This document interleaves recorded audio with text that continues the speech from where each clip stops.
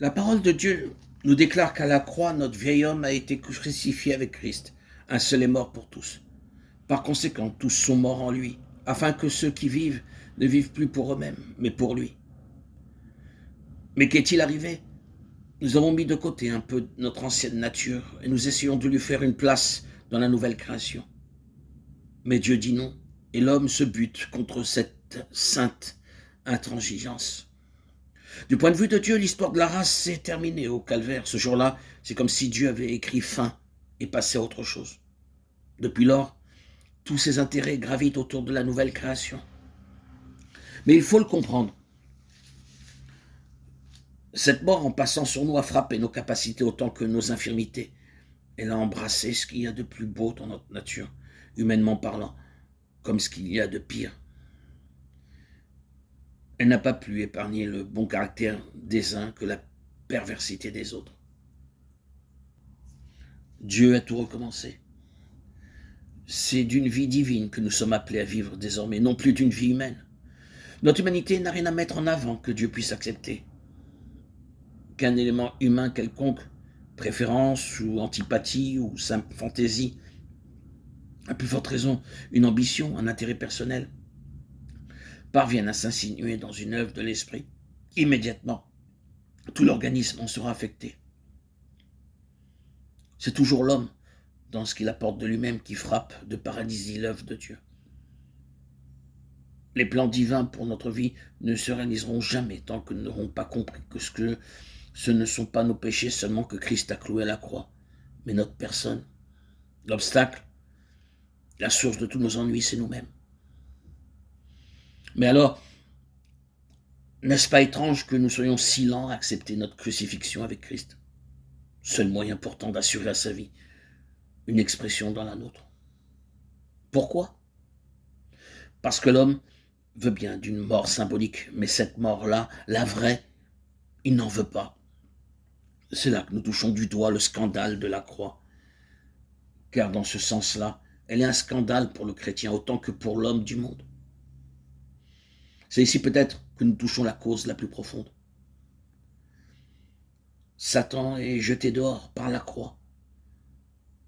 Car que sont le monde et la chair sinon des armes entre les mains de Satan? C'est grâce au monde et à la chair que la hiérarchie satanique perpétue son emprise sur les hommes et que Satan continue à régner en maître sur toute l'ancienne création. Or, en approchant de la croix, Christ a dit « Maintenant, le prince de ce monde va être jeté dehors. » Considérant rétrospectivement l'œuvre du calvaire, Paul plus tard dira que par la croix, Christ a dépouillé les dominations et les autorités, et en triomphant d'elles, les a victorieusement données en spectacle. Il ne faut donc pas être surpris si la grande hiérarchie vaincue met tout en œuvre pour neutraliser les effets de la croix et frustrer le Seigneur Jésus des fruits de sa victoire. Elle y travaille de diverses manières. Grâce à ces insinuations, le message de la croix est présenté sous de toute autre couleur. On laissera tonner contre le monde, mais on fera rentrer par la porte de derrière ses méthodes, ses ressources, son esprit, qui absorberont comme des sangsues la vitalité spirituelle de l'Église. Pour créer de la tension et provoquer des schismes, on stimulera les énergies charnelles, la vie propre, le vieil Adam. Ainsi le ciment de la grâce et de l'amour fraternel se désagrégera peu à peu. Pour obscurcir la nécessité de la régénération, on mettra l'homme au premier plan, en poussant à la philanthropie, au culte de la beauté.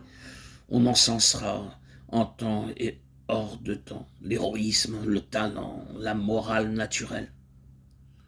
Tout cela est l'œuvre de Satan.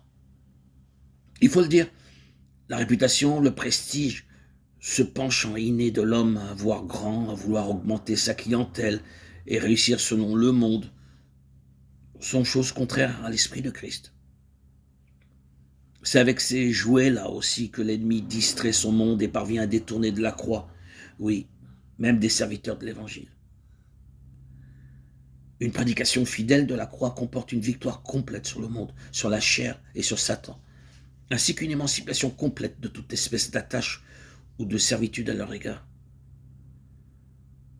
Il faut donc prévoir que cette prédication-là, les forces intelligentes du mal feront tout pour l'empêcher. Elles ne se tiendront pas pour battues sans avoir remué ciel et terre pour exciter contre la croix l'hostilité de tous et mettre sur son compte toutes les responsabilités possibles.